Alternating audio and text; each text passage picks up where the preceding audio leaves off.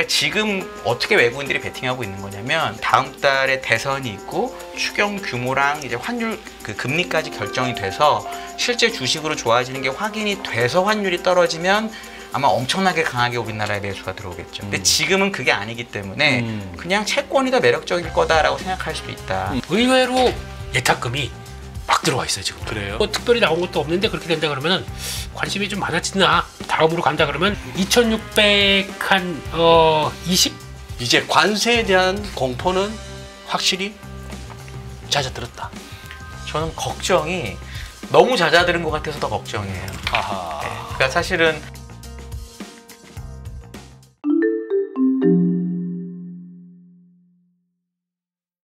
한 의원님 지금 환율 좀 보고 오셨어요? 네. 지금 뭐 때문에 이렇게 본다고 뭐 때문이라고 지금 나옵니까? 외신에서는. 뭐 외신에서는 제가 확인을 못 해봤는데 뭐 지금 심플한 것 같아요. 미국이 앞으로 달러 약세를 유도할 거다. 그리고 중국이 여태까지 미중 무역 분쟁을 하면 위안화를 약세를 유도한다고 생각하잖아요. 왜냐하면 1, 2에서 그랬으니까. 근데 중국은 계속 얘기를 한 게 뭐냐면 이번에는 위안화를 약세를 유도하지 않겠다. 강세를 유도해서 소비를 더 늘리겠다는 식으로 계속 중국이 얘기를 했거든요. 중국한테다가? 중국이 본인들이 얘기를 했었어요. 본인들이 약세를 하지 않겠다. 절대로. 우린 이번에는 강세로 하겠다고 얘기를 많이 했는데 아무도 안 믿었습니다. 왜냐하면 위안화 고시환율이 여기 있으면 위안화 역의 환율이 훨씬 위에 있었거든요. 그러니까 중국 정부는 환율을 여기라고 보고 시장은 여기로 봤거든요. 이게 이렇게 붙더라고요. 붙기 시작했어요. 그러니까 중국이 위안화 환율이 조금 더 강세로 될 거라는 걸 사람들이 믿기 시작했고 그게 우리나라에 영향을 많이 줬다라고 저는 지금 생각을 하고 있고요. 지금 시간에서 빠지는 거는 뭐 이제 방향이 그렇게 정해졌으니까 그런 쪽으로 가는 거다라고 저는 판단을 합니다. 예, 그러고 뭐 일단 뭐 1,400원이라는 레벨이 얼마만이에요 이게? 1,400원이 깨진다는 거는. 그러니까 이게 지금 그렇죠. 작년 12월 이후로 이제 처음이니까. 네. 그렇다면 12, 1, 2, 3, 4 한 5개월 동안 쌓였던 달러 롱들 아직 정리 안 된 거 있으면 지금 이거 뭐 정리해야지 뭐. 그럼요. 밤에 해야죠. 그러니까 기본적으로 중국하고 우리나라는 제일 큰 영향을 받는데 중국이 위안화 강세를 유도할 거라는 거를 진짜 아무도 안 믿고 있었는데 조금씩 믿기 시작하는 것 같아요. 조금씩. 왜냐하면 지금 달러 지수는 다시 100이거든요. 그러니까 달러는 강세였는데 우리나라가 떨어진다는 얘기는 중국밖에 설명이 안 됩니다. 네, 그리고 우리나라 수출 기업들 중에 달러 많은 애들 좀 정리하는 것도 있는 거, 뭐 여러 가지가 맞물려서 많이 내려온 것 같아요. 그래요. 뭐 달러의 환율은 지금 146 트라이 하다가 지금 다시 144.7인데, 와 대만 달러가 막 32.12 하던 게 지금 30.54니까 오 4.8% 마이너스. 이러니 지금 뭔가 중국 위안, 대만 달러, 한국 원화 여기에 관세 관련해서 뭔가 조금 환율 좀 건드리고 싶은데 엔보다는 조금 엔은 좀 거시기 하고 이건 잘못하면 뭐 엔캐리 청산 계속 할까 봐. 그런데 한번 뭔가는 보여주네. 근데 사실 그 2+2에서 환율도 협상 테이블에 올라왔다고 베센트 장관이 슬쩍 언지를 줬을 때 방향은 정해졌거든. 이 와중에 우리 원화 환율을 갖고 언급을 했거나 의논을 했다면은 미국이 무슨 뭐 달러 강세를 원했겠어요. 그건 아니었을 거란 말이지. 그래서 안 그래도 좀 중공업체들 수주도 많고 한데 조금 1,400원 위에서는 이거 환해치 지금 하고 계시던 건 조금 한번 적극적으로 한번 전략 수정을 생각해 보시자 이런 얘기를 우리 여기서도 하고 전환도로 방송에서도 했는데 그걸 갖다 좀 더 세게 얘기해야 되는데 뭔가 약간 이 약을 팔려면은 좀 세게 이건 모든 약이 다 듣는다. 했제 그랬지 안 통합니다. 형은 오늘 왜 이렇게 시무룩해? 예? 어디 아프셔? 아닙니다. 비염? C염이요. 아니 근데 일주일 사이에 옆에 웬 흰머리가 이렇게 올라오셨어?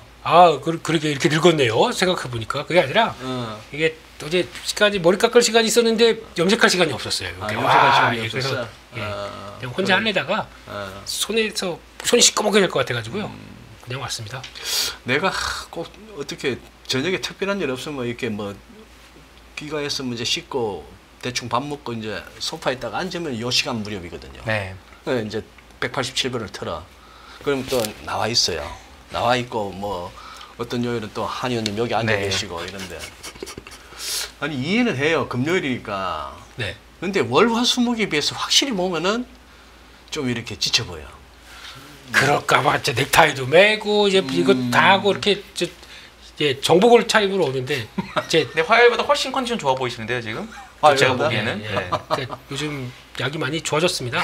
약이. 좋아졌고 어. 예, 그리고 또 살려는 의지, 살려는 의지. 예? 살려는 의지. 예. 의지 뭐 to buy 아니면 to live. To buy.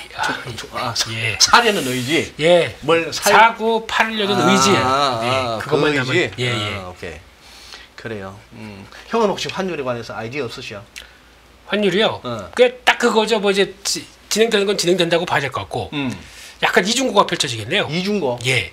어떻게 되냐면 이제 제가 작년에 와 미국 가야 돼. 이거는 선택이야. 아니, 선택이 아니고 필수야. 라고 갔던 이제 미국 투자가 주가는 이제 아직 안 올라왔어요. 환까지도 좀 걱정이 되게 생겼네요. 그러네.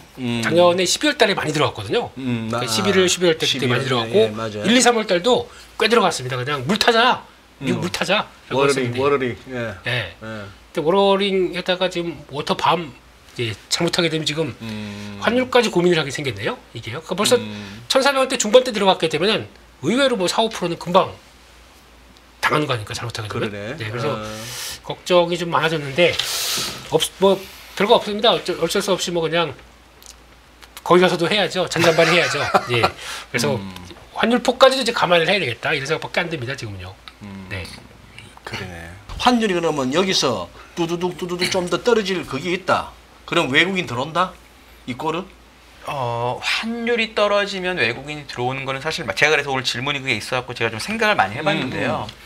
원래 이제 원화가 절상되는 게 우리나라의 경제 체질이 좋아져서 절상되는 거면 외국인들이 무조건 들어오게 돼 있습니다. 근데 이거는 뭐 소장님이 저보다 훨씬 잘 아시겠지만 또 외국인이 들어와서 또 환율이 떨어지는 경우도 있고 그런 것도 있습니다. 근데 이제 외국 주식은 계속 팔고 있으니까 어쩔 수 없는데 지금 미국의 금리가 우리나라보다 월등히 높잖아요. 네. 그렇기 때문에 이제 환전할 때 수압 레이트가 무조건 마이너스입니다. 그래요? 우리나라가 달러 바꿀 때는. 근데 반면 외국 사람은 달러를 갖고 와서 원화를 해지하거나 원화로 바꾸게 되면 돈을 받고 시작을 합니다. 그래서 지금 외국인들이 그걸 갖고 그걸로 뭘 하고 있냐면 채권을 열심히 사고 있어요. 우리나라 채권 순 매수가 엄청나거든요. 주식은 대신 팔고. 그러니까 지금 어떻게 외국인들이 베팅하고 있는 거냐면 우리나라 환율이 높은지 낮은지 잘 모르겠는데 일단 미국 금리가 우리나라 금리보다 높기 때문에 내가 달러를 갖고 들어와서 원화로 바꾸고 해지를 하면은 돈을 2% 가까이 먹고 시작을 해요. 일단. 그리고 2% 달러를 먹고 갖고 세렌바이 스왑을 해서 네, 뭐 바로 이해하시니까 그렇게 예. 하고 우리나라 채권이 지금 2점 몇 %잖아요. 예. 2점 몇 % 먹으면 4점 몇 %를 원화로 그냥 먹고 시작하는 거예요. 예. 그리고 통화 해지를 걸어놓으면 4.5%가 확정되는 금리 비슷하게 되는 거죠. 그럼 그렇게 하는 게 나은 거냐 아니면 그걸 환전해가지고 우리나라 주식을 사는 게 나은 거냐에 대한 고민을 하고 있겠죠. 아하. 근데 이제 한국 시장이 그러니까 펀더멘탈하게 좋은지 아닌지에 대해서 잘 모르겠잖아요. 왜냐하면 삼성전자 오늘 뭐 몇천억 팔고 지금 막 그런 주식 팔고 있으니까 글쎄. 주식을 내가 사야 될지 여전히 4점 몇 %에 해당하는 원화 채권 수익이 좋은지에 대해서 네. 고민을 되게 많이 할 거예요. 그럼 결국은 이제 다음 달에 대선이 있고 추경 규모랑 이제 환율 그 금리까지 결정이 돼서 실제 주식으로 좋아지는 게 확인이 돼서 환율이 떨어지면 아마 엄청나게 강하게 우리나라에 매수가 들어오겠죠. 근데 지금은 그게 아니기 때문에 그냥 채권이 더 매력적일 거다라고 생각할 수도 있다. 그리고 또 하나 제가 확인해 보니까 회사채 금리가 오늘 내려왔는데 국고채가 올라갔더라고요. 이건 결국 뭐냐면 사람들 우리나라 걱정을 진짜 많이 하는데 채권 투자자들은 그런 걱정 하나도 안 한다는 얘기입니다. 국고채를 팔고 회사채 산 거나 마찬가지잖아요. 회사채 금리 빠졌으니까. 나라가 망할 것 같은데 회사채를 사는 사람이 있나요, 이 세상에? 그런 경우는 없습니다. 그러니까 저는 그걸 보면은 우리나라가 주식으로 좋은지 나쁜지는 뭐 여러 가지 이슈 때문에 모르겠지만 나라는 멀쩡하다. 그러니까 나는 멀쩡하다? 여기서 채권으로 돈을 버는 걸 일단 선호하겠다. 근데 국고채는 금리가 좀 너무 떨어졌으니까 회사채를 사고 그다음에 환전할 때 벌어놓은 것까지 합쳐서 지금 회사채 WA가 2.8, 2.9 왔다 갔다 하거든요. 200bp도 하면 대략 5%잖아요. 예. 그 정도 먹겠다. 이 정도로 지금은 하고 있는 것 같아요. 제 생각에는. 오케이. 그래요. 아씨, 그런데 저기 왜 저 위클리 보고 할까? 아니 먼저 하십시오. 네네. 하이닉스는 오른 거 삼전은 빠졌잖아요. 네네네. 그게 엔비디아 오르니까 하이닉스가 오른다 뭐 이렇게 갖다 붙이면 됩니까 그거 설명을? 그것도 제가 생각을 해봤어요. 삼전 예. 실적을 딱 보니까 예. 영업이익 6.7조가 났는데 예. 이게 반도체 회사인지 스마트폰 회사인지 알 수가 없습니다. 오죽하면 나도 바꿨어. 우와. 네, 나도 이번에 기획했어. 유심 바꾸면서 하신 건가요? 아니. 그냥요? 생일이라고 딸이 아빠 생일이라고 하나 새로 해줬어. 그게 왜 세로입니까? 그거 얼마나 25 울트라. 울트라 세로. 세론이 아니고 세로. 세론이라고 들어가지고요. 예. 네. 뭐든지 뭐든지 주식 경험이나 큰일 났습니다. 예. 아 예. 그렇구나. 예. 그래서 말씀하시면 그러니까 스마트폰 회사로 느껴지고 너무 반도체가 많이 터지잖아요. 근데 삼성전자가 우선주를 합치면 지금 시가총액이 370조 원 정도 됩니다. 보통주랑 우선주를 합치면. 근데 인텔하고 마이크론을 합치면 시가총액이 220조 정도 돼요. 인텔하고 마이크론이 합치면 합쳐서 200, 각각 120조 정도, 110조 왔다 갔다 하거든요. 삼성전자에 못 미쳐. 두 개 합쳐도. 반 조금 넘어요. 음. 그럼 외국인들이 냉정하게 판단했을 때 삼성전자가 예를 들어 이번에 반도체에서 번 돈이 1, 2조밖에 안 되고 예. 뭐 HBM은 출하가 엄청 줄었다면서요. 그럼 이 회사가 도대체 마이크론하고 인텔보다 좋은 게 뭐지라고 생각할 것 같아요. 저는 그래가지고 삼성전자를 정말 무지막지하게 팔았다고 생각을 하고요. 그럼 SK하이닉스는 어쨌든 이제 메타가 됐든 마이크로소프트가 됐든 AI 투자를 일단 한대잖아요. 일단은 이번에 어제 지난주 실적 발표한 거 보면 그럼 실적에서 투자한다고 하니까 그럼 AI는 계속 하겠구나. 그럼 한국에서 AI는 뭐지라고 생각하면 결국은 SK하이닉스밖에 없고 외국인 순매수에서도 보면은 SK하이닉스가 1위인데 네. 그 다음이 뭐냐면 두산 이것도 전자 관련된 거로 산 거고요. 3등이 하나 시스템 이것도 AI 관련된 TC본더 하나 그 이름 그 자회사 때문에 산 거잖아요.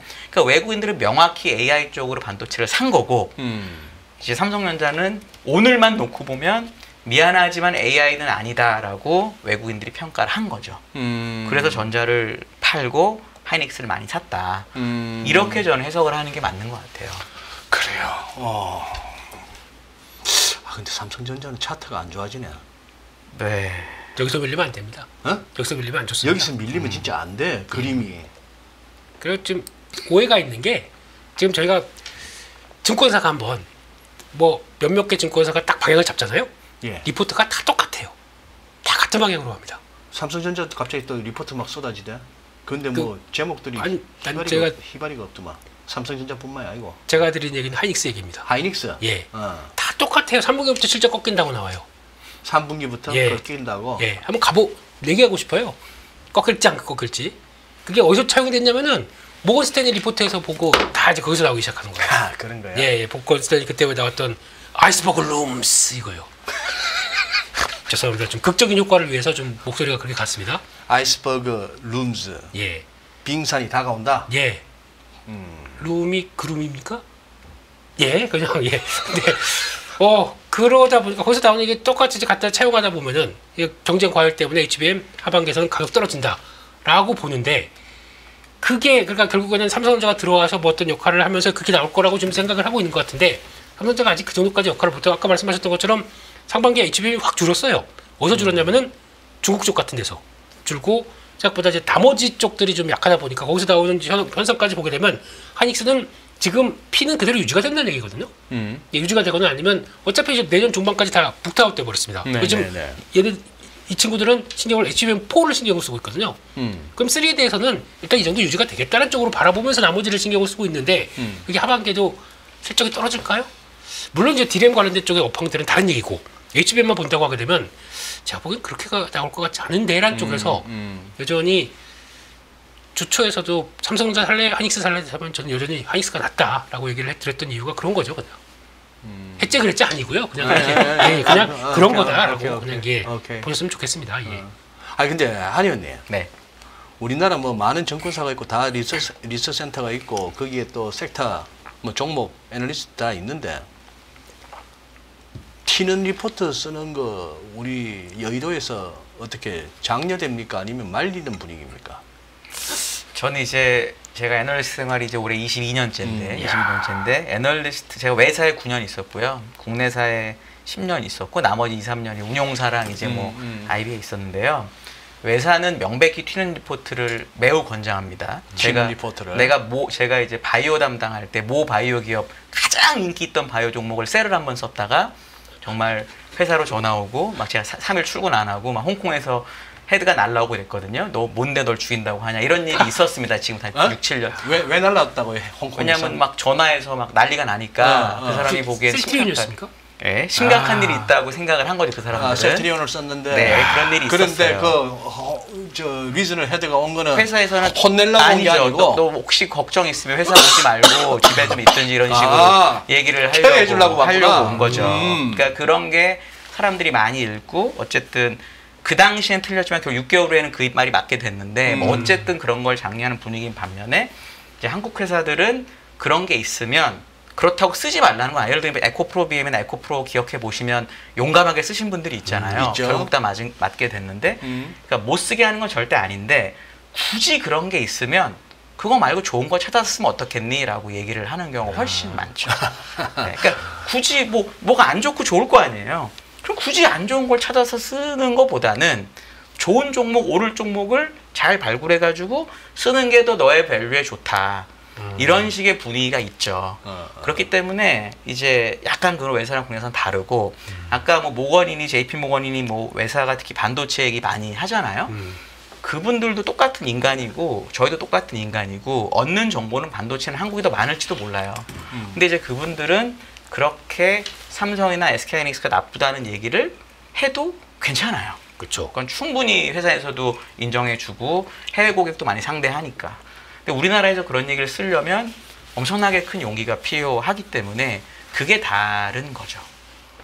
능력의 차이는 전 전혀 없다고 보고 오히려 저는 반도체 이렇게 저도 진행할 때 우리 반도체 담당 애널리스트 많이 나오잖아요. 들을 때마다 느끼는 게 진짜 많이 알고 저런 내용은 진짜로 쉽지 알기가 힘든 내용이다라는 게 진짜 많거든요. 그러니까 이제 그런 내용을 가지고 좋아 보이는 걸 그때그때 쓰는 거라고 보시면 되지 굳이 나쁜 거에 대해서 코멘트 안 하는 거에 대해서 너무 뭐라고 하실 필요는 없다라고 저는 생각해요. 개인적으로. 근데 약간 손이 안으로 굽은 것도 있지만 저는 그렇게 생각합니다. 네. 그러면 만약에 요즘에 이제 막 생기고 있는 독립 리서치들 맞지 않습니까? 네. 그 뒤에 레몬 리서치. 최고봉인 그 회사 좋아요. 레몬 리서치를 비롯해서. 예.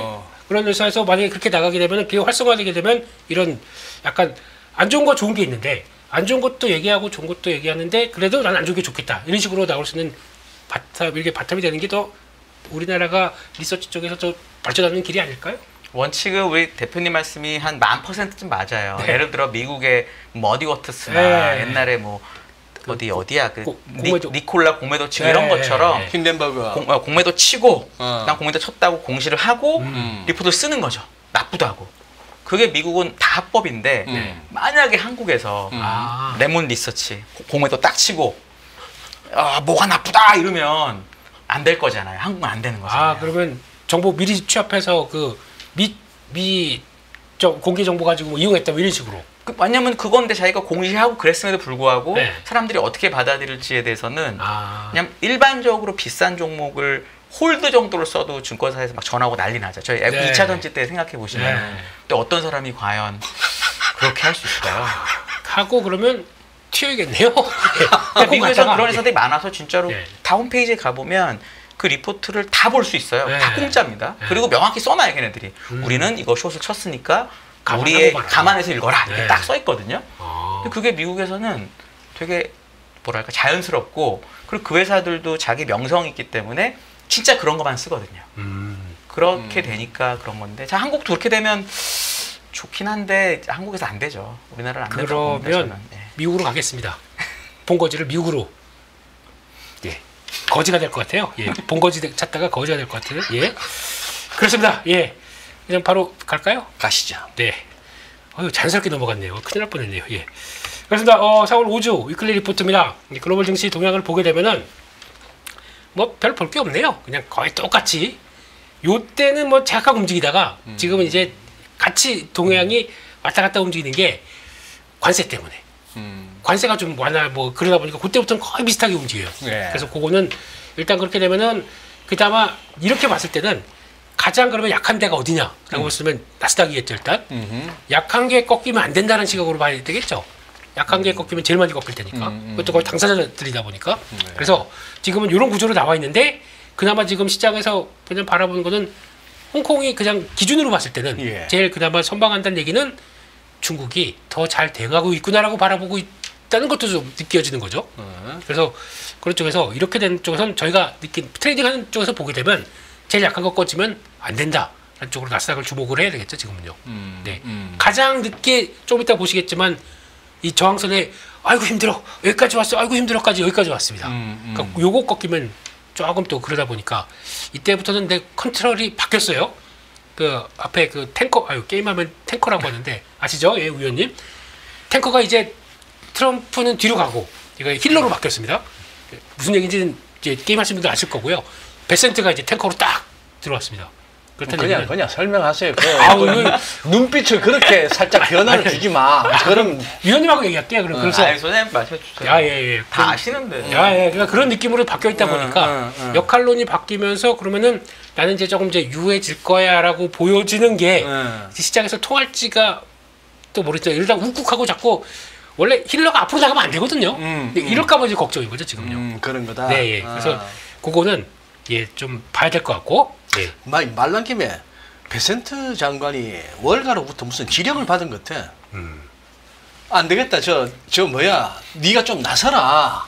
관세가 네 주무 업무는 아니지만 그쪽은 재무장관이 뭐 나댈 때는 그렇죠. 아니지만 애들 보니까 안 되겠다. 네가 그냥 그 대통령 트럼프 옆에서 딱 이렇게 계속 옆에서 서 있기라도 해라 한 것 같아. 맞습니다. 나 바로 보세요. 나 바로 집에 갈까? 이러면서 지금 털었지 않습니까? 그러니까. 지금 이러 계속 있었으면 아마 더 그러니까 금리가 반응했을 것 같아요. 그렇게 되면은 고민이 많았겠죠, 더. 그래. 네. 맞아. 오케이. 거기까지 보고요. 예, 미국 증시를 보게 되면은 그러니까 아까 말씀드렸듯이 지금 S&P 500 일봉입니다. 필반 일봉하고 거의 비슷하게 보는데 그나마 S&P 그러니까 여기서 제일 늦은 게 다우입니다. 다우 지수가 제일 늦습니다. 많이 빠졌다가 회복이 좀 느리고 그나마 조금 나은 게 S&P 500 같아요. 그나마 이게 추세 그나마 잘 지켰고 거기서 중요한 저항권대에 딱 돌아섰습니다. 지금 바라보는 5,500선 이쪽에서 위쪽으로 잘 잡다 보니까 그나마 난데 이게 보통 저희가 보는 저 음봉으로 딱 박혀 있습니다. 좀 기분이가 좀 그래요 아직까지는요. 네. 들어오는데 여기 이쪽 앞에 나왔던 3월 중순에 나왔던 이거 다 돌파하기에는 그냥 힘 쭉쭉쭉 가기는 어렵다. 이걸 좀 일단 보여주는 시그널이라고 봐야 되겠죠. 그럼 두 가지입니다. 그냥 어떻게 해서든 가서 저 직전 고점 5,700대 5,780 여기까지 그냥 막 꾸역꾸역 가든가 아니면 아예 그냥 잠깐 눌렸다가 그래서 여기 5,500선 크게 안 밀린 거 확인됐지? 그래서 밟고 탕 튀든가 그런 관점일 것 같아요. 그래서 여기서는 이제 또 5월달 들어서게 되면은 또 이제 또 지금 얘기하는 것들 뭐 결과 인도를 가장 먼저 얘기한다면서요. 인도? 예. 인도가 관세 협상과 관련된 쪽을 잘 인도해줄지 그거 한번 보고 소장님은 이제 괜찮습니다. 네, 예. 네. 그런 거 보고 또 체크를 해야 될 것 같고요. 필반이 약해요. 지금 같은 경우는 종가상으로는 돌파 못했습니다. 좀 중요한 저항 때. 그래서 지금 4,000 그때 4,300 여기 말씀을 드렸는데 여기가 들어가는 게 되게 어려워요 지금요. 그러니까 그게 그러려면은 일단 필반의 대표적인 종목들 특히 이제 TSMC가 왜 이렇게 못 가요, 위원님? 엔비디아가 줄인다고 생각하는 거겠죠, 뭐 사람들이. 그럼 결국 그거밖에 없어. 엔비디아 제일 크거든요. 그렇죠. 그러니까 엔비디아 큰 건 그렇다고 하더라도 그러면 엔비디아와 함께 나머지 친구들이 지금 되게 약해요. 그나마 브로드컴이 그나마 낫던가. 또 이제 GPU 대신에 이제 딴 거 쓴다고 생각하는 거니까 사람들. 그런 거 같아서 옛날만큼의 그러니까 이제 엔비디아의 그 탄력적인 그런 것도 좀 없는 것 같고 그래서 그게 반영되는 게 지금 필반의 속성입니다. 엔비디아가 실적을 이제 5월 말에 내거든요. 그러니까 약간 실적에서도 떨어져 있고 모멘텀이 없다고 생각하고 뭐 그다음에 TSM 실적이 나왔거든요 벌써. 그러니까 그 기간에는 그 두 종목을 굳이 내가 왜 트레이딩 하나라고 생각하지 않나 저는 아주 조심스럽게 생각하죠. 그렇군요. 그래도 어제 같은 분위기 쪽에서 어제 이상하게 음봉 나왔죠. 그러니까 메타도 늘린다고 그러고 마이크로소프트도 뭐 다 늘린다고 그러고 아마존도 아니 우리가 없어서 못하는 거지 없어서 이 실적이다 됐었으면 우리 AI 잘 나올 수 있었다라고 하는 거 보니까 되게 진심은 진심이에요 다들. 근데 그 관련된 인프라 쪽들은 영 좀 그래가지고 일단 뭐 오늘 힘내겠죠 어제 안 했었으면. 예 내일은 늦으리 하면서 엔비디아는 참 그러네요. 115, 119가 빡빡하네. 예, 갑시다. 예, 그러면 이제 월말을 기약하며 일단 좀 보아야 될 것 같고요. 한국입니다. 한국은 그러니까 이번 올라올 때도 보니까 되게 특이한 게, 그러니까 이게 저항선을 돌파했잖아요. 그 다음에 우리 빠질 것 같지? 아니야. 그래서 다시 올라오고 빠질 것 같지? 아니야. 그러고 그 중요한 저항권을 하나씩 딱 올려놓고 그렇다고 이런 장에서 외국인들이 사는 것도 아닙니다. 외국인들이 사는 것도 아니고 거기다가 자체적인 체력이 뭐가 인비저블 핸즈가 있는지 모르겠는데 아무튼 뭐가 됐든 간에 다 단합을 했든 간에 결국에는 이렇게 버텨내는 거 보게 되면 참 신기해요. 거기다가 오늘 같은 날은 딱 또 약간 아까 위원님 말씀만 안 드렸었으면은 오늘 이제 장 초반에 이것도 대선 후보가 좀 약간 좀 흔들리고 거기다가 지금 대행에 대행이 지금 들어가 있고 그다음 대행의 대행분은 집에 가셔고 그러다 보니까 좀 정신없는 국면 쪽에서 혹시나 이게 시장이 좀 부정적으로 읽지 않을까 싶었더니 아침에만 잠깐 그러더니 그냥 또 꿋꿋하게 가는 거 보니까 뭔가 이걸 또 거래 보세요. 올해 거래 되게 많이 됐거든요. 올해 의외로. 그러네. 네. 거래가 서네. 네. 그런 거 봤을 때는 의외로 뭔가 또 좀 이따 보시면 아시겠지만 예탁금이 막 들어와 있어요 지금. 그래요? 예, 저거 IPO 뭐 특별히 나온 것도 없는데 그렇게 된다 그러면은 관심이 좀 많아지나라는 쪽에서 돈이 거짓말을 안 하거든요. 그렇게 되면은 그거에 대해서 일단은 잘 지켰고 그럼 다음으로 간다 그러면 여기 저항까지 들어온다 그러면 2600한20 이 정도까지는 일단은 이렇게 보게 되면 보이는가 그럼 보이긴 보여요. 근데 그게까지 갈 수 있는 모멘텀이 뭔가 조금 열어줘야 되는데 근데 오늘 삼성전자 이렇게 툭 흔들리는 거 보고 근데 삼성전자가 없어도 저희가 매매를 못 하느냐? 아닙니다. 삼성전자 그래도 지수는 방어하고 종목들은 살아 움직이고 또 오늘 보면은 조방이에요. 또 조방. 네, 조방. 조선하고 방사는 또 열심히 또 그냥 자리 만들어 가려고 하고 있고 그러다 보니까 시장이 또 이렇게 살아가는 방법은 다 있구나 라는 생각이 들어서 봐야 될 것 같고요. 코스닥입니다. 코스닥은 일단 지금 지수가 시총 상위 쪽들이 좀 혼조되어 있습니다. 그러다 보니까 제대로 반응을 못하고 있는데 그나마 지금 좀 중요한 저항권들은 닿지도 못하고 좀 살짝 위축되어 있는데 거래가 많이 줄었습니다. 좀 코스피와 다르게 그러다 보니까 성격이 조금 차이가 있는 것 같고 이제 바이오가 좀 돼야 코스닥이 좀 움직이는데 바이오 쪽에서 요즘 보게 되면은 저희가 알고 있는 전통적 뭐 시총 10위 안에 있는 1위부터 10위 안에 있는 좀 큰 종목이 아니라 요즘 뭐 비만 치료제 이쪽이 거의 대세거든요. 일라이릴리만 하더라도 지난 한 주 동안 저는 매일 아침에 일어나서 일라이릴리부터 한번 체크해봤는데 대충 하루 하루 빠지고 하루 근데 빠질 때는 좀 많이 빠지고 그렇죠. 위클리나 먼슬리로 차트 보면은 이게 참 애매해가지고 뉴스의 흐름도 뉴스의 흐름이지만 이게 지금 아주 고민이 많은 종목이 돼버렸어. 비만 관련주. 갈팡질팡이라고 갈팡질팡. 예. 근데 한국의 비만 치료제들은 쫙쫙 올라갑니다. 오늘 쫙. 그건 함부로 방송에 그런 거 하시면 안 됩니다. 이렇게 쫙쫙 올라갑니다. 근데 모르겠습니다. 저는 비만 치료제에서 그렇게 스터디를 많이 안 했다는 것도 있겠지만은 위원님께서는 그래도 바이오 쪽에 한 큰 획을 그으셨던 전혀, 우리 역사에서 전혀 그렇지 않습니다. 그런 거물께서 전혀 그렇지 않습니다. 네, 전혀. 이런 바이오 쪽에서 그러니까 지금 기존에 있던 거 말고 이제 비만 치료제 쪽들이 돌아가는데 이 현상에 대해서 따라가도 될지 아니면 이걸 어떻게 봐야 될지. 그러니까 일라일리는 약간 좀 꺾인 느낌이 납니다 지금요. 근데 저희는 일라일리랑 뭐 한다고 그러면서 더 강해버려요. 어떻게 생각하십니까? 원래는 이제 바이오가 우리는 약이 나오면 주식이 된다라고 생각을 많이 하잖아요. 근데 2016, 17, 18 제가 이제 할 때를 기억해 보면 그때 한미에서 시작이 됐습니다. 우리 한의님이 바이오 제가 몇 년 커버했었습니다. 도이치에스 때. 근데 우리나라 바이오는 항상 뭔가를 한다고 할 때 제일 세요. 그러니까 셀트리온도 주가가 언제 제일 셌냐면 그 바이오시밀러를 유럽에 팔고 미국에 출시할 때가 정점이었고요. 맞습니다. 한미도 사노피하고 계약을 하고 그때가 정점이었고 다 이렇거든요. 그러니까 이제 지금도 우리나라의 비만 치료제는 이제 하겠다는 게 대부분이고 일상 이상인 경우가 사실 되게 많거든요. 알테는 좀 예외고 리가캠은 예외긴 하지만 근데 일상 이상은 잘 실패를 못해요. 왜냐면 일상은 그러니까 쉽게 말하면 맞아서 죽냐, 이건 좀 심했다. 맞아서 위험하냐의 정도만 알면 돼요. 효과는 안 보는 거. 일상 통과에 또 막 좋아하는데 그건 일상은 맞아서 사람한테 그렇게 해가 없는 것 같은데? 그리고 이 정도면 일상은 통과입니다. 저거 맞고 죽진 않네. 심하게 말하면 일상은 그 정도고요. 이상은 이제 양하고 좀 적게 하고. 그래서 사실 1, 2상이 실패가 쉽지 않거든요. 보통 3상에서 이제 실패를 하거나 뭐 효과가 없거나 이런 말들이 나오는데 그런 약들이 지금 다 1, 2상에 집중돼 있거든요. 그러면 뉴스 모멘텀이 있을 수밖에 없어요. 예, 그래서 지금은 그런 모양이지 않나라고 저는 생각을 하긴 합니다. 그러면 위원님이시라면 네. 그러니까 지금 제야에 계시는데 이런 쪽 움직인다 그러면 따라가시겠습니까? 전 바이오는 우리나라 바이오를 찐 나왔습니다, 거는 전 미국 바이오를 해도 충분하다라고 생각하는 사람이긴 한데 한국 바이오도 좋은 회사 있으면 해도 되죠. 저는 사실은 그래서 뭐 한국에 뭐 삼성 바이오 같이 이렇게 제조업 비스무리한 거는 비싸긴 사실 엄청 비싸긴 한데 론자도 엄청 비싸요. 론자가 이제 옛날에 세계 1등 회사였는데 PR이 한 40배 가까이 되거든요.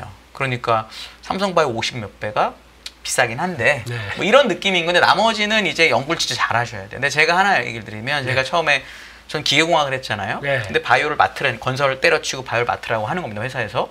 하래요. 알았다고. 썼어요. 쓰고 이제 유럽 이런 데 출장을 갑니다. 손님 만나러. 그랬더니 걱정하는 거예요. 헤드 오브 리서치가 전화를 해서 걱정하는 거야. 거기는 박사도 많다. 의학 박사가 진짜 많다. 너 어떡할래? 했더니 저 원래 괜찮아 내가 알아서 할게 걱정했거든요. 가서 만났습니다. 명함에 막 MD, 뭐 메디컬 다 써 있어요. 근데 중요한 건 그 사람들도 제가 가서 얘기했던 종목들이 무슨 뭐 보톡스, 뭐 톡신 회사, 뭐 삼성바이오 뭐 이런 거였거든요. 잘 몰라요. 그냥 그게 그 전체 업에선 요만하고 그 사람들도 자기 분야가 따로 있거든요. 그렇기 때문에 어떤 특정한 약에 대해서는 그 경영진도 잘 몰라요. 그러니까 어차피 이거 확률 싸움이기 때문에 공부를 하시고 이게 확률적으로 높은지 낮은지에 대해서 결국은 베팅을 하는 거거든요. 그렇기 때문에 김민수 대표께서 얘기한 것처럼 뭐 릴리가 됐든 누가 됐든 라이센스 아웃을 했다는 거에 점수를 많이 줄 수밖에 없죠. 왜냐면 저보다는 릴리가 몇 천 배 잘할 거 아니에요. 바이오에 대해서. 근데 걔네가 돈 내고 사간다니까 일단 좋게 봐야죠. 저보다 몇 만 배겠구나. 그걸 잘할 텐데. 그래서 그런 주식들이 이렇게 되는 거죠. 근데 진짜 나 궁금한 거 공부하는데 어디 뭐 학원 있어요? 학원 없습니다. 그럼 어디 뭐 대학이나 이런 데서 무슨 뭐 야간이라도 뭐 강좌 아니면 결국 저거 해야 되나? 그냥 막 이것도 나 전문가예요. 저것도 전문가예요. 한때는 부동산이었고 한때는 2차 전지고 한때는 뭐 이 양반들 만드는 유튜브 보는 게 공부 다요? 저는 사실 어떻게 했냐면 저는 이제 그 애널리스트가 돼야 됐기 때문에 4개월의 시간을 달라고 해서 사실 면역학 책부터 보기 시작했거든요.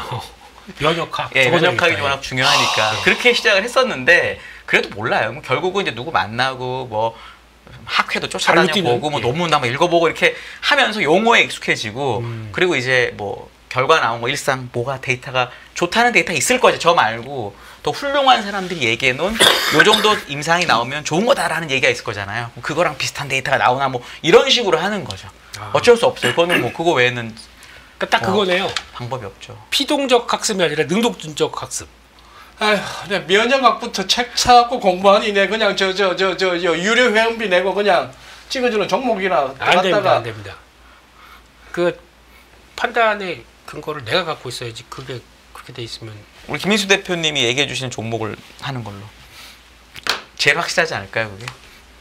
저 조퇴하겠습니다. 무섭습니다. 예. 그래, 갑시다.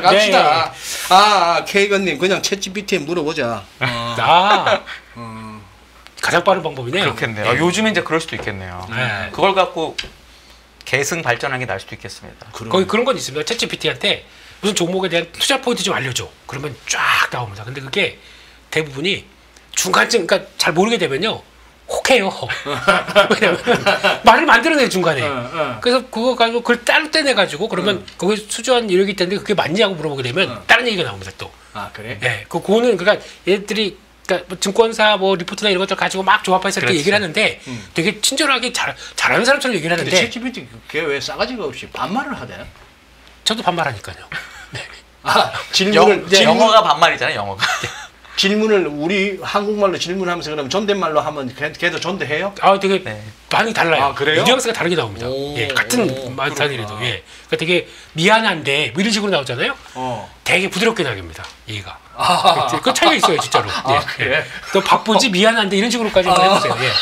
그러면 나 말이야 이렇게 안 나오고 아이고 그렇게 그렇지만 저는 예, 제가 뭐 말씀드리겠습니다 이렇게 나오더라고요. 그렇구나. 단답형으로 하면 약간 좀 예, 그렇게 나온. 네. 나중에 무서워요. 어떻게 발전을 될지. 네, 그렇습니다. 그래서 일단 예탁금과 신용상고 추이를 보면서 말씀드리게 되면 예탁금이 여기까지 올라왔어요. 한 55조 대 부분까지 다시 들어왔습니다. 그래서 좀 이번 주 지난 4월 말부터 빠르게 올라오더라고요. 그래서 이게 유지가 되는지가 중요할 것 같은데, 그러니까 들어와서 주식을 산다 그러면 살짝 꺾이긴 하겠는데 이 레벨들이 과거에 그래도 주가가 좀 올라갔던 레벨들 쪽에서의 예탁 잔고다 쪽으로 보게 되면 돈이 들어와 있습니다. 그러네. 게다가 예. 지수가 좀 반등하면서 또 어떤 변화가 나오냐면 신용도 같이 올라옵니다. 지금 보게 되면 17조 3천억 정도까지 양시장 합쳐서 올라온 것 같은데 한때 또 17조까지 깨졌다가 그러다가 그래도 이런 분위기 쪽에서 신용이 17조 대가 많은 거냐? 저도 그렇게 많다고 생각 안 들거든요. 같이 이렇게 살살살 올라오는 것도 그렇게 나쁘지 않은데 근데 중요한 건 도망칠 땐 바로 도망쳐야 되겠죠? 그런 쪽에서 지난번 고점이 18조 5천억 정도였으니까 그 정도까지 여유는 있다라고 보고 일단 돌아서는 거 동향과 자금 올라온 거 동향들 같이 일단 보셔야 될 것 같습니다.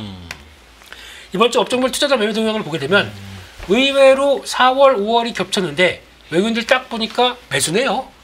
예. 주간 단위로 매수입니다. 언제 그렇게 많이 샀어요? 그러게요. 지난번에 블락딜 때문에 그런 거 아닌가요? 네, 블락딜 하나오션? 때문에 네. 그 카카오 블락딜 때문에 그리고 하나오션도 아마 예, 하나오션도 들어갔고요. 아. 두 개 들어가다 보니까 이렇게 나온 것 같은데, 그러니까 뭐 그거 빼게 되면 마이너스겠죠. 근데 빨간색 보니까 그냥 반가워서 네, 그런 쪽에서 그래서 내가 저 수치를 보면서 좀 그거 한 게 하루 종일 이 보는 인포맥스 화면에서 이거 현 선물 거기에서 저렇게 많이 샀다고 내가 느낀 적이 없거든요. 이번 주에. 그렇죠. 블락딜이 있어서 그래. 3시 이후에 딱 바뀌거든요. 예, 그러다 보니까 예. 그게 그런 적도 있고 오늘 같은 경우도 장중에 매도가 좀 많다가 삼성전자 때문에 많다가 장 막판에 또 많이 줄었습니다. 예. 많이 줄은 게 1,600억 매도예요. 오늘. 그렇구나. 그래서 예. 참 그런 것 같고요. 예, 그런 쪽에서 외국인들 근데 기관은 매도를 돌파했는데 연기금은 매수하고 있다. 이게 좀 차이인 것 같고 그래서 딱 연기금 말을 안 듣네요. 기관들이 이제 벌써 이탈할 조짐이 나오는데 예, 형님 불편하실 텐데 그러지 말았으면 좋겠다 이런 생각을 하고 있고 개인이 완전 그냥 어디로 갈지 모르고 있습니다. 아, 그렇구나. 네, 어디로 갈지 하고 고민하고 있는 이런 상황들인 것 같고 외국인들 이번 주에 산 거 보니까 그래도 의약품 쪽은 개인 빼고는 다 매수가 들어왔네요. 그쪽 눈에 띄고 운수 장비 쪽 들어가고 갔는데 이게 그냥 그것 때문에 그렇습니다. 그 하나오션 그 때문에 그렇게 바뀌었다고 봐야 될 것 같고 근데 그 전부터도 네. 외국인들은 그냥 약간 선택적으로 삽니다. 반도체는 워낙 안 좋아하고 있고 근데 이쪽에서 운수 장비 뭐 여기 또 기계 쪽도 그래요. 기계 쪽도 지금 보게 되면 방산 쪽이 있다 보니까 들어가는 것도 나쁘지 않고 그래서 이런 쪽들은 선별적으로 사는 건 좀 있습니다. 그런 쪽에서 이번엔 또 베팅이 금융으로 들어오네요. 기관이 열심히 밑에서 받치고 있다가 예. 외국인들이 탁 사주니까 땡큐 이러면서 여기까지 다시 올라오네요. 그래서 땡겨 올라고. 네, 금융 쪽에서도 자세히 보게 되면 은행주가 좋다라고 생각하실지 모르겠는데 의외로 증권 아, 근데 증권주 뭐 같이 그냥 뭐 증권이다 하면 다 그냥 같이 가버리대 뭐 따지지도 않고 묻지도 않고 뭐 원래 그런 약간 그렇게 하지만 아니 증권사 계신 우리 한의원께서 보시기에 네. 증권주 요새 뭐 그럴만 해요. 그러니까 증권주가 밸류에이션이 싸기는 엄청 쌉니다. 밸류에이션은 진짜 싸긴 엄청 싸고 그리고 이제 그런 기대가 있는 것 같아요. 은행들이 이제 밸류업 한다고 주가 많이 올랐잖아요. 그리고 이제 메리츠 이제 지주 물론 이제 증권업이 제일 큰 메리츠 지주가 여러 가지를 통해서 주가가 많이 올랐기 때문에 다른 증권주들도 그런 걸 하지 않을까라는 기대가 조금 녹아 있는 게 아닐까라고 저는 아주 개인적으로 생각을 하고 있어요. 그래서 옛날에 이렇지. 우리나라가 얼마나 특별한 내세울 산업이 없었으면은 그 저 뭐야 응? 정윤이, 유진, 장미 세 트로이카 배우 시절에 우리 또 트로이카가 예. 증권, 은행, 건설 맞아요. 그 몰라요, 저 모르는 그 거예요. 비하면 요새 진짜 산업 포트폴리오 그렇죠. 다양해졌다. 대한민국 빵빵한 나라 됐네. 그럼요. 조선, 방산, 무슨 뭐 전력 설비, 반도체, 자동차도 이 정도면 2차 잘하는 전지, 거죠. 그쵸. 네. 그러다가 뭐 가끔씩 뭐 엔터나 게임 이런 까지. 야. 그 오다가 어젠가 지나가다가 어. 그걸 봤습니다. 그 타스만이라고 기아에서 새로 나온 차. 기아에서 네. 기아에서 나온 차? 아, 트럭인가요? 이거 뒤에 픽업 트럭. 픽업 트럭. 예쁘더라고요. 맞아요. 와, 그냥 그쪽에 관심이 별로 없었거든요. 보는 순간 와, 잘 만들었네. 라는 생각이 그 들더라고요. 미국의 농부들, 미국 사람들 이렇게 눈길이 가겠던데. 예. 그런 거 보면은 차도 잘 만들어요, 솔직히. 잘 만들죠. 네. 예, 그래서 예. 하여튼 대한민국 화이팅. 네, 화이팅. 그러니까.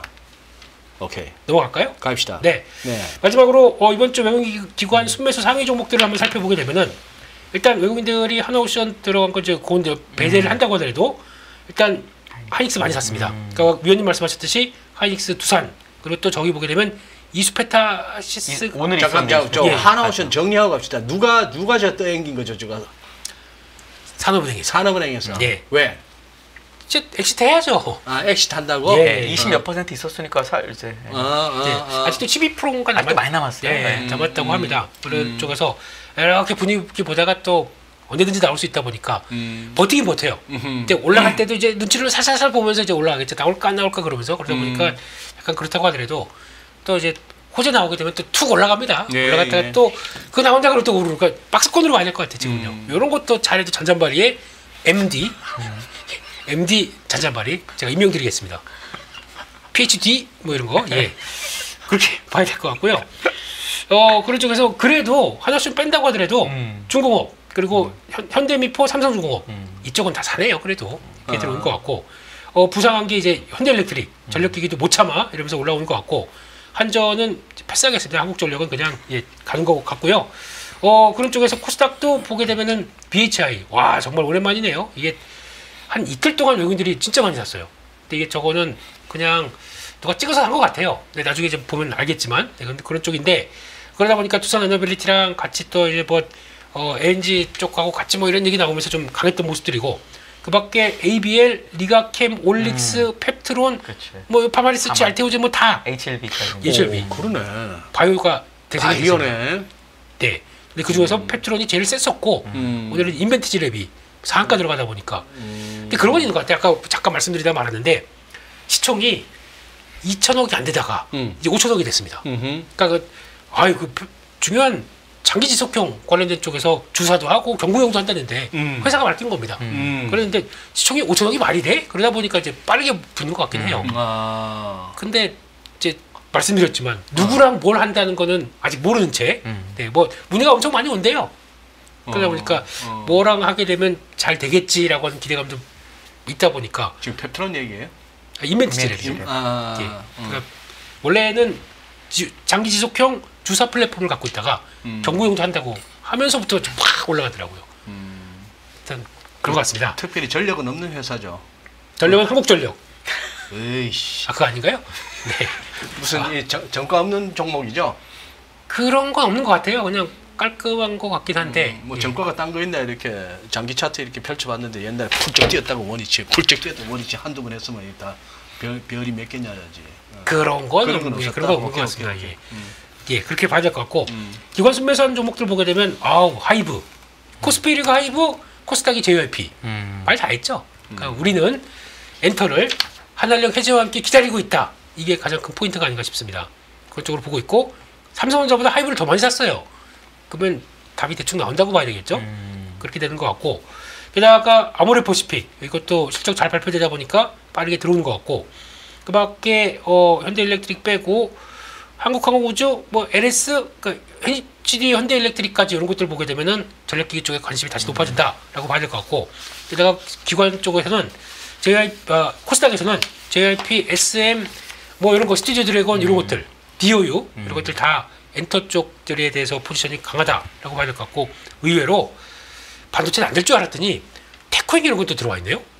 고형 이런 것도 들어와 있고 이거 뭐 좀 그런가 싶어서 그런데 아무튼 그런 것도 일단 고개는 들이밀고 있다 이렇게 봐야 될 것 같습니다. 이상입니다. 오케이 그래요.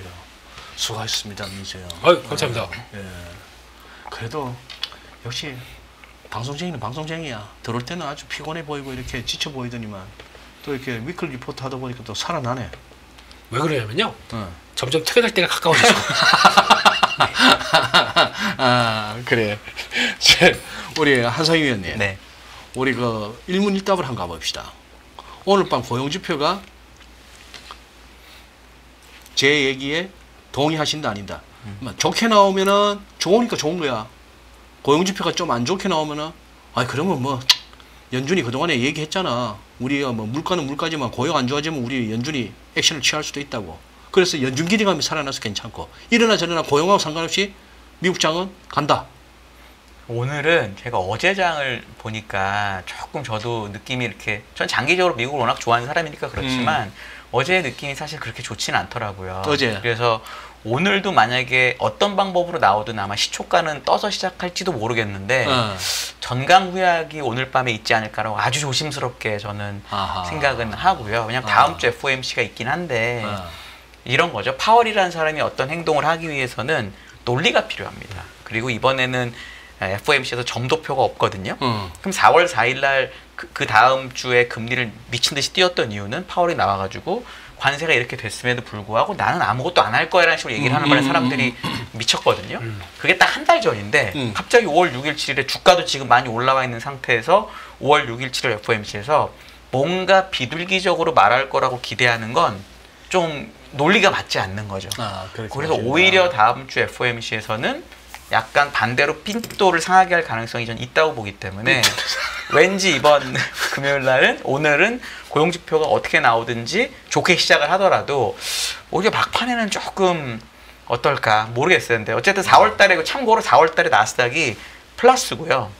나스닥이 4월 달 수익률이 좋은 편이에요. 우리나라가 아마 1등인가 그렇고 나스닥이 2등이고 홍콩은 되게 잘 버틴 것처럼 보이지만 4월만 놓고 보면 마이너스거든요. 그러니까 사실 지금까지 주가가 되게 괜찮았었기 때문에 그런 부분에 대해서는 한번 생각을 해보실 필요가 있다.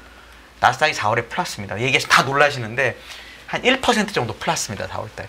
3월 말부터 4월 말까지. 한번 확인해 볼게요. 17,200 얼마에서 17,400 얼마가 됐습니다. 4월 1일부터 4월 30일까지 나스닥 0.85% 올랐네. 예, 한 1% 정도 올랐어요. 한 1% 가까이 올랐네. 예. 코스닥 6.6% 올랐고. 네. 오, 그래서 4월에 우리나라 1등이 4월에 코스닥이 1등이네. 네, 한국 1등입니다. 2등 그 은메달 인도네시아 3. 코스닥 6.6% 4월, 인도네시아 3.9% 동메달, 은메달, 브라질 3.7 동메달, 인도, 호주, 태국. 그 다음에 코스피. 네.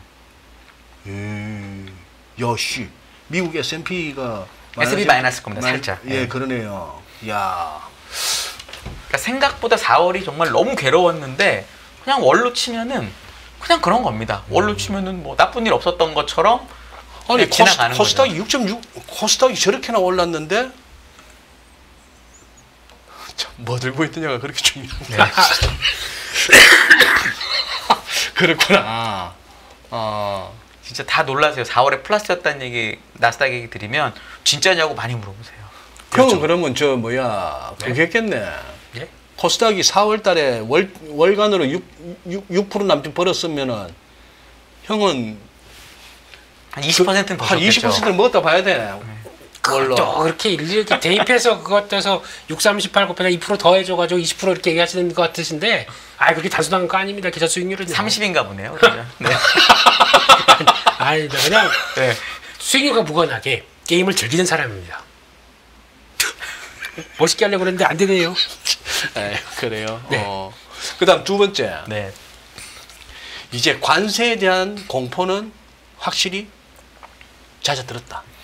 저는 걱정이 너무 잦아드는 것 같아서 더 걱정이에요. 아하. 네. 그러니까 사실은 트럼프가 저는 사고를 쳤다기보다는 약간 이게 방법이 다를 뿐이지 이게 강도를 이렇게 가고 있는 건데 관세가 이렇게 걱정되다가 지금 또 너무 밑에 와 있는 것 같아요. 지금 완급 조절을 하고 있는데 우리는 이제 완급 조절을 이렇게 하잖아요, 트럼프는.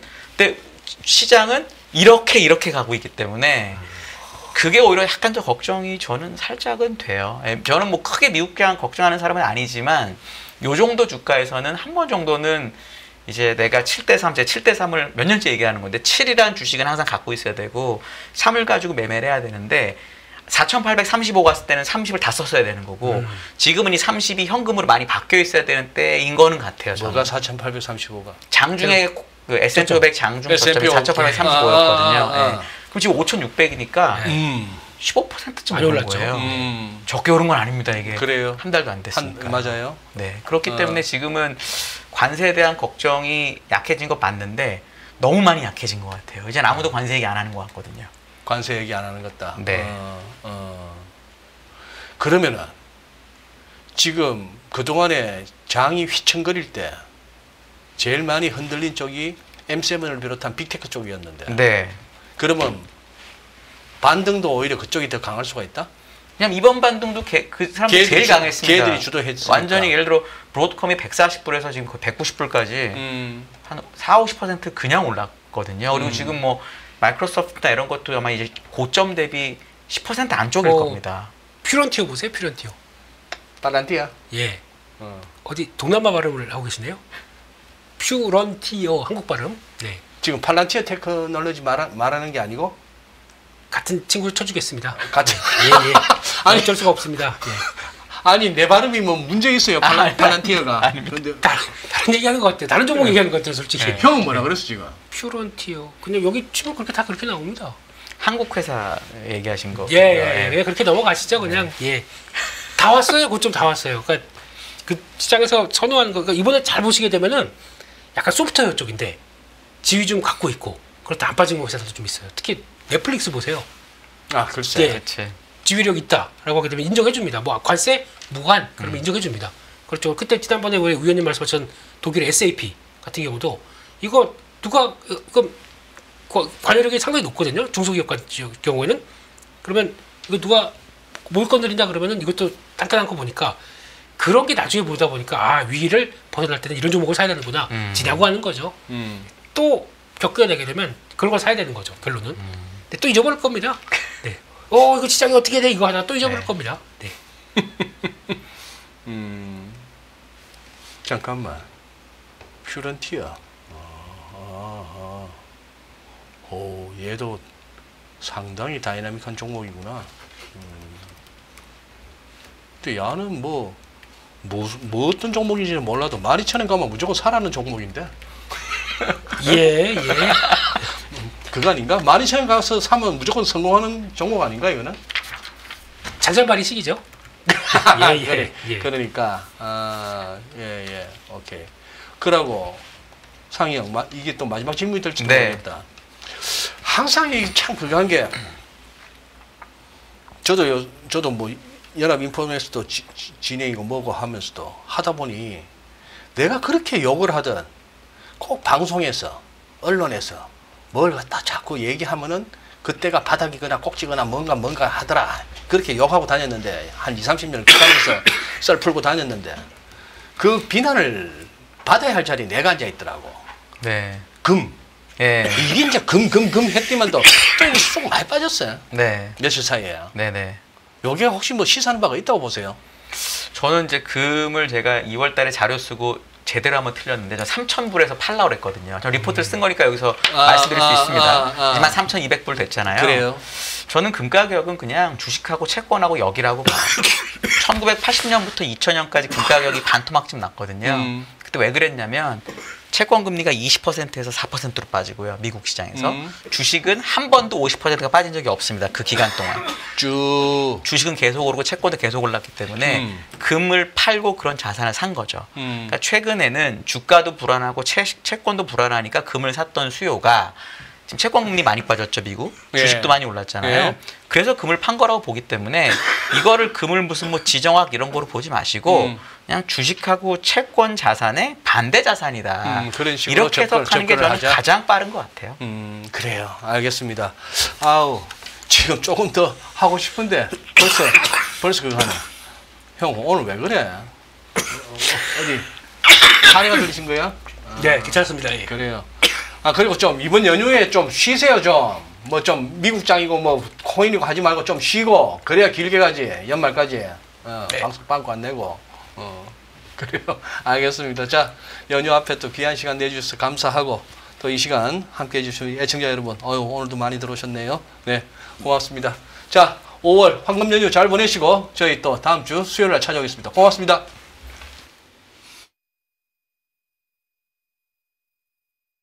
매일 돈을 쓰는데 그 가치는 누가 정할까요?